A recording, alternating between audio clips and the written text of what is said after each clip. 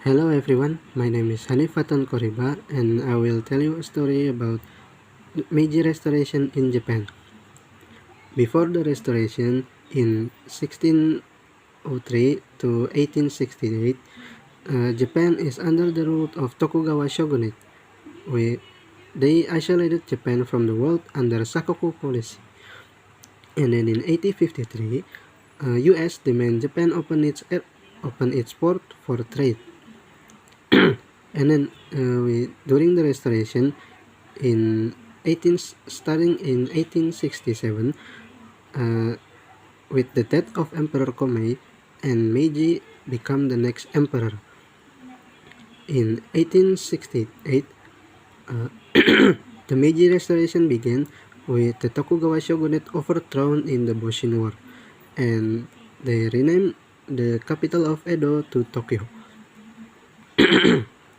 And then in 1873 to 1876, they starting to eliminating the samurai class and their privilege. So there is no more samurai hierarchy. And then and then through 1889 through 1890s, they build up their military power to match the power of the European power. And then in 1894 to 1895 become the first Sino-Japanese War, with Japan defeating China and recognized as a modern military power.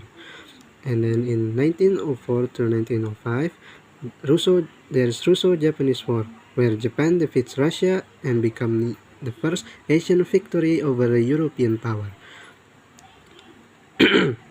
And by the early 20th century, Japan became a modern industrialized world power, successfully blending Western technology with Japanese tradition. Minasan, kite kurete arigatou gozaimasu. Thank you for listening to my storytelling, and that is all from me. See you!